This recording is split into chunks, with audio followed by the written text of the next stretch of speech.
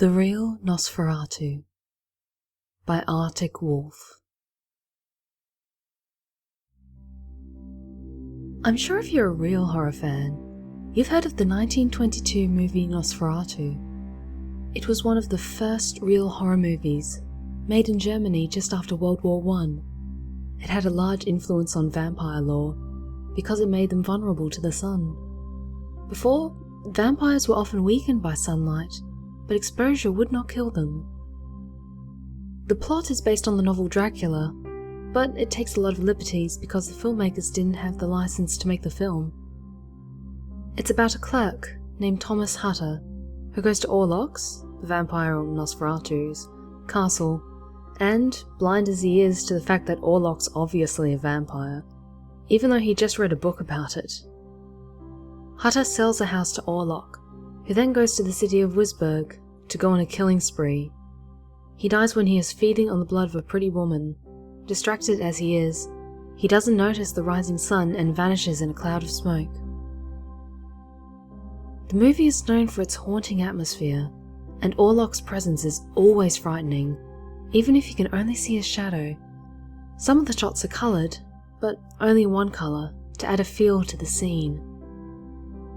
If all of this sounds familiar, you'll also know that the movie was banned for copyright reasons, causing the company that made it, Prana Films, to go bankrupt. But just paying the sum of money to Stoker's widow, who, by the way, also dated Oscar Wilde. History is weird, right? No, every single copy of the film had to be destroyed. Stoker's widow had little to gain from suing the film. She only needed the money because she was in financial trouble, and she didn't even see the film.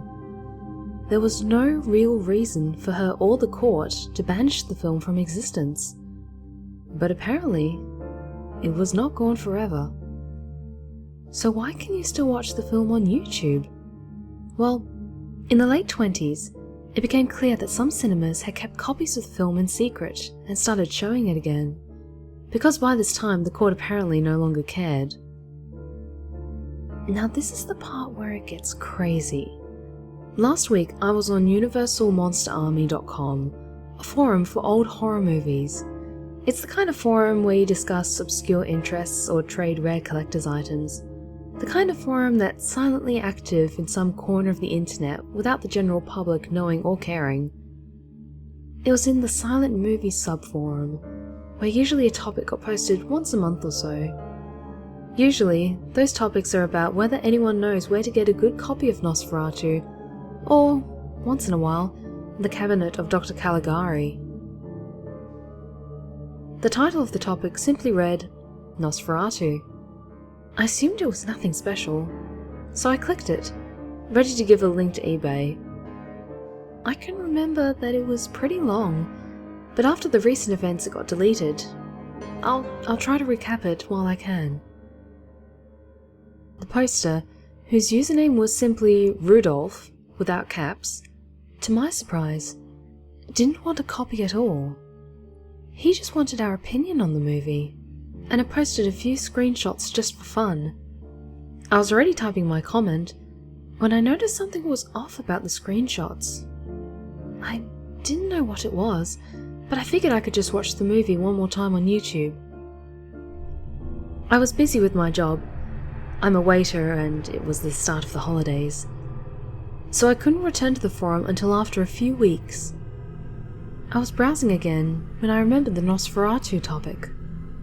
When I checked the comment section, it struck me what was odd about the screenshots. They were not from the movie at all. I couldn't recall any moment in the film where Orlok was walking like that in the mountains, or staring at the screen from that angle, or Hutter running near the river. The other commenters had noticed as well, and called Rudolph out on it. There was a response from Rudolph, saying that these were definitely in the movie, and that their summary of it wasn't correct. I was intrigued, but not interested enough to keep reading, so I moved on to another topic. A few days later, I was browsing again, in the music subforum, when I saw that Rudolph had posted a reply. He said that added music didn't belong in silent horror films, and that the silent version was the only true version. I remembered the thread, so I returned to it. Apparently, Rudolph and the admins didn't get along very well anymore. The admins demanded to know where he got the screenshots, and Rudolph insisted that this was the original version. He even posted a picture of the plastic strip. I didn't believe him for a second, and posted a snarky reply, saying that he was just trolling us. Now I was following the thread. No one really took Rudolph seriously anymore, even though he just continued to post more screenshots of the film. After a while, the debate got so heated that Rudolph said he would record the full movie with his camera and post a link to the whole movie on Friday, at midnight, for good measure.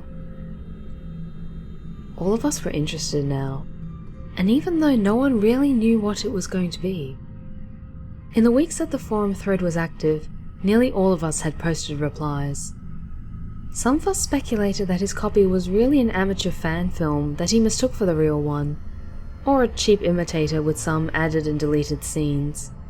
Some even believed Rudolph was right.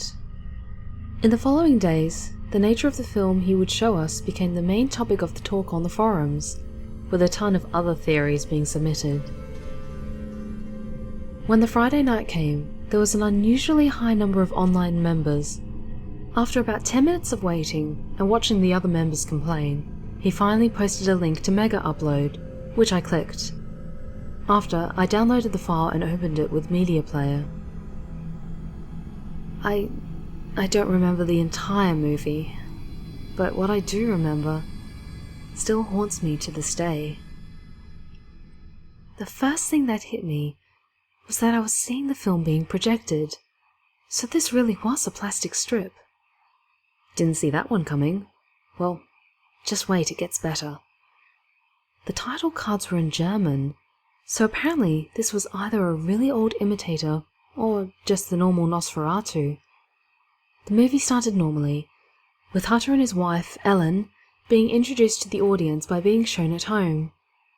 A few minutes later, Hutter had departed on his journey for the Count's castle.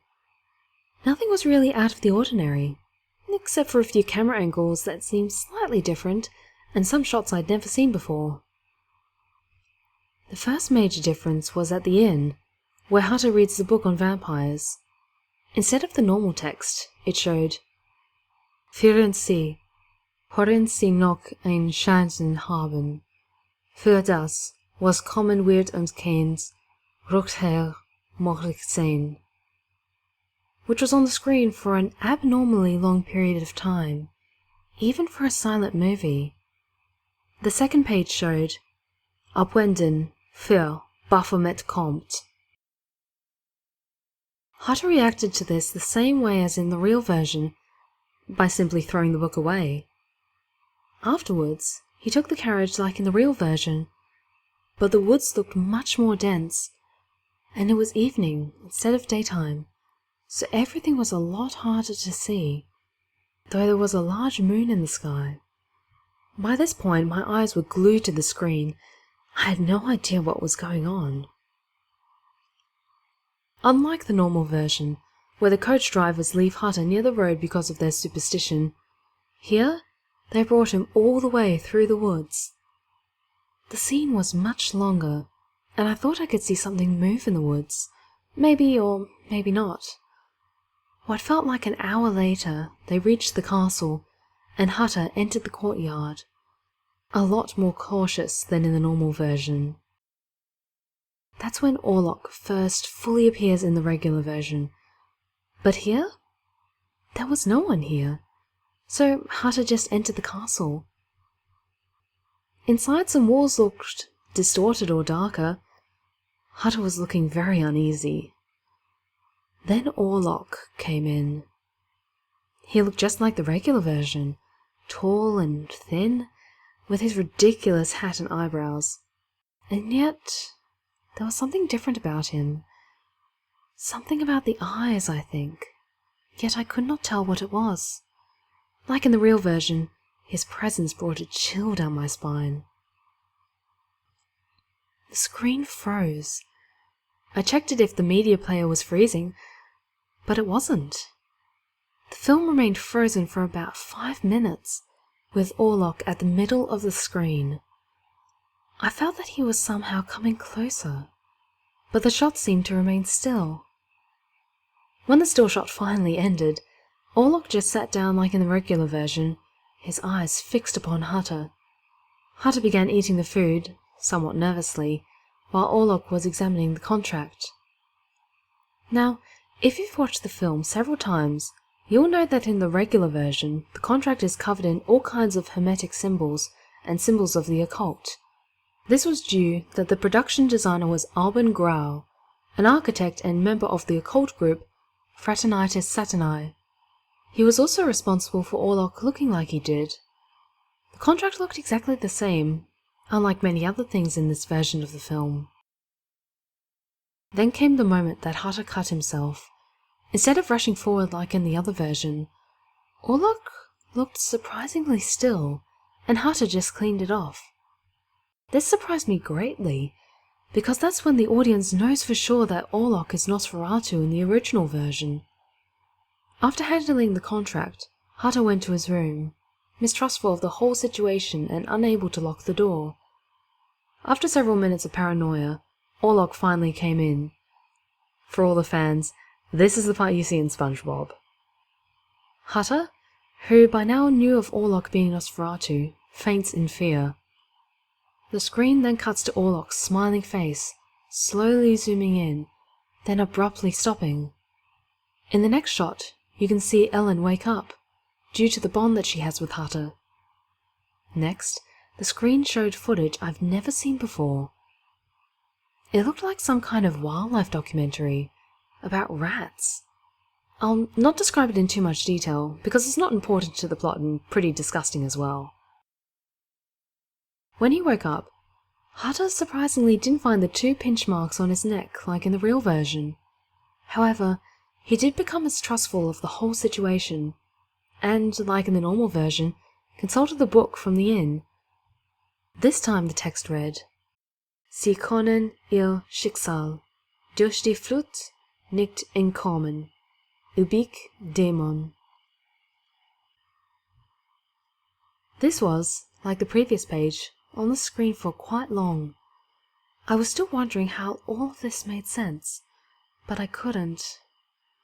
Hutter, unlike me, didn't seem impressed, and began wandering the castle.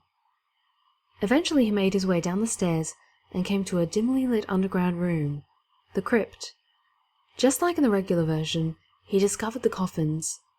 In the real version, he opens one of the coffins and finds out that Orlok is in it. Frightened, he flees. That didn't happen here. Carefully stepping through the crypt, he opened the coffin. Suddenly, the screen went pitch black. I waited for 3 minutes in anticipation of what was to come, because by this point, I had no clue where the film would go next. Then, surprisingly, the screen went back to the book page. Sie können ihr Schicksal durch die Flut nicht entkommen, ubik Dämon. When the screen cleared, the coach from the normal version departed in the distance, presumably with Orlok and his coffins in it. It then cut to Hutter escaping the castle through the window, but being knocked unconscious by the fall. Next was the ship scene, in which the crew of the ship carrying Orlok were all infected by the rats from his coffin, carrying the plague. The ship was different, but for the rest it was the same. After the rest of the crew died, the first mate jumped into the sea out of fear when he saw Orlok, and then the captain went downstairs. The captain, like an idiot, tied himself to the ship like an idiot. Slowly, you could see Orlok ascending the stairs, and then the captain's surprised face. Orlok slowly walked towards the captain with the strange walk he always uses. For a few seconds, they were looking at each other in the eyes, and you could see the captain's face white from terror. The next shot was a shot of the stairs, with blood slowly but surely dripping down. I was surprised, because this was unheard of in silent films. Even movies made decades later usually didn't show blood. Meanwhile, Hutter hurries home to warn his family of the danger. This was completely ripped from the regular version. Until Sie können ihr Schicksal durch die Flut nicht entkommen, übig Dämon. The book page showed up once more. I didn't really know what it means, but I knew that Schicksal meant fate, and übig Dämon didn't sound very nice to me either. After a while, I saw Orlok's ship entering the harbour. In the asylum, Hutter's former employer, whom Orlok made into his slave, could see him coming. Orlok exited the ship and moved into his new house with his coffin, and the dead bodies were dragged off the ship for research. Their death was attributed to a plague due to notes from a diary found on board. As of now, the whole movie had mostly been the same, except for a few minor differences in text and minor details. The climax, however, was what really made the movie so terrifying. In the regular version, people in Wisborg get killed by Orlok. Their deaths are attributed to the plague. Nock also escapes, but is quickly recaptured, and Ellen sacrifices herself to kill Orlok after reading the book from the inn. Hutter comes back with Professor Bulwer, basically Van Helsing, to save her. But it's too late. That's it. You can see his ruined castle a few shots later to symbolize his death. This ending was radically different. For one, the night scenes, all of them, in this version were really filmed at night, and the streetlights, as you see in a mirror scene, are unlit because people were too scared to go outside. Contrary to some of the regular version, this made everything very hard to see, except some of the scenes inside which were lit by lamps. First, you can see the man that announces that everyone must stay inside due to the plague, like in the other version. Next, you see that Ellen is getting sick, like in the real version, but this time she actually looked very weak. Ellen, despite her husband having forbidden it, reads the book from the inn, in which was written, Die Stund des Baphomet stats ein. She looked shocked by the text, but she is comforted by Hutter, who lays his arms around her. Like in the real version, Ellen points at the window, saying that she sees something there every night. Only this time, the shot from out of the window showed not Orlok's house, but the darkened night sky, with no moon in sight. After that, you can see the villagers talking to each other about Nock's escape, and about how he should be caught. This scene is the same as in the regular version. One thing though, in the regular version he somehow ends up back in the asylum near the end. This didn't happen here. Hutter departed to bring Professor Bulwer to inspect Ellen's illness, as you can see her fearing for her husband to get infected. After this, you could see Hutter running beside the river to get Bulwer. Once he's got to Bulwer's house, the sun is already set, and I could barely see what was happening. Meanwhile, Ellen is slowly being hypnotized by Orlok, and opens the window. In the next shot, I saw Hutter and Bulwer running beside the river. Bulwer was carrying a lantern, so you could see what was happening clearer than most of the night scenes, until they had reached a dark, empty tunnel. They paused, perhaps to see if there was anything in there, but it was too dark to see anything. Slowly and casually, they entered the tunnel. The lantern only showed a small piece of the wall, which was thick with moss. Suddenly, I could see the silhouette of Nock in the distance, and the screen froze, as before. After waiting for what seemed like 4 minutes, Nock was approaching fast, as if the screen had been lagging, and Hutter and Bulwer were standing there, half off-screen, frozen in shock. When he had reached the two, Nock reached his arm towards Bulwer, preventing him from fleeing, and bit him in the neck.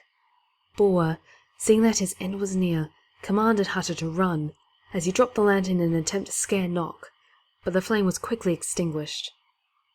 I saw Hutter trying to save Bulwer, but Nock's grip was too tight, so he ran away. Then the camera slowly turned back towards Nock, who was still sucking Borwa's blood. You could see it spilling over his clothes and over the ground. Nock became increasingly violent, ripping off parts of Borwa's skin off, so that the flesh was exposed. When he seemed to be satisfied, he slowly rose from the body, and, with his bloody mouth, looked at the camera. The film then abruptly cut to Sie können ihr Schicksal durch die Flut nicht entkommen. Ubik Dämon. Again. I wasn't even surprised this time, but I kept watching because I had to see the ending of this film, to see what happened. Hutter was hurrying towards his house in the darkness. When he had entered the door, however, someone was blocking the stairs. It was Orlok, with that frightening grin on his face. Hutter, hypnotized, was unable to move as Orlok came towards him and launching his teeth into Hutter's neck, making the blood flow down his clothes. For a moment it seemed like he would protest, but he remained still. After about 30 seconds, in which he also bit Hutter across the arm and several other places, Orlok left. The camera, however, did not. That's right. I was forced to sit through many minutes watching Hutter bleed to death. What's worse, the camera slowly zoomed in on his corpse, particularly on his neck, arm, and chest. I've never seen a movie do this before, and for good reason. When the agonizing minutes were over, the book page, Sie können ihr Schicksal durch die Flut nicht entkommen. Ubik Dämon, came up again, and you could see the classic staircase scene, which was now truly unnerving. I will not describe Ellen's death here. Believe me, it's better this way. All I can tell is that it puts the previous scenes to shame, and that things didn't end well like in the other version. There was no rooster that crowed, no sunrise, no sign of victory for good whatsoever. The shots thereafter were of Wisborg by night, presumably years later, now an empty city inhabited only by rats and vermin. The very last shot was of Orlok's triumphant smile, his mouth dark with blood. The camera, like before, slowly zoomed in on him, on his eyes, and at that moment I felt a kind of dread that's hard to explain, an odd sense of somehow being trapped. After that, there was only one cut left. Sie können ihr Schicksal durch die Flut nicht entkommen. Ubik Dämon. That was the end. There were no credits. I clicked away Media Player, which had now stopped playing for real, and deleted the file, never wanting to play it again. After a few days, I decided to go back to universalmonsterarmy.com to see what happened. I found that the silent movie subforum had been deleted, and its topics were nowhere to be found in the graveyard. Deleted topic subforum. I searched for Rudolph's user page, which was apparently no longer there, which was odd. Consider that at most forums a user will simply get banned, but their page can still be seen. Maybe it has been blocked from the search engine. I don't know. I tried to talk about it with a few fellow forum members and admins, but they seemed reluctant to talk about it and often tried to change the subject. The forum still exists, so maybe you can see what happened. I myself barely use the forum anymore. A few days after watching the movie, I found that I had a hard time sleeping, and that I was losing a lot of hair. This was probably from the stress of getting through the movie and overthinking it, but I can't lose the idea that the movie somehow infected me. After thinking about the movie while trying to sleep, I got the idea that maybe the summary on the top of this page was wrong, and that the copies of Nosferatu weren't destroyed because of copyright infringement. Maybe the true version of Nosferatu barely survived at all, and the regular version is only a cheap copy, made by other filmmakers trying to cash in on Nosferatu's name. Or maybe the regular version is a combination of real and fake footage, as evident by some continuity issues, like Nock inexplicably being locked up again. Also, I found the translation of the book page. Fleeing will not help you escape your fate. Ubik Daemon.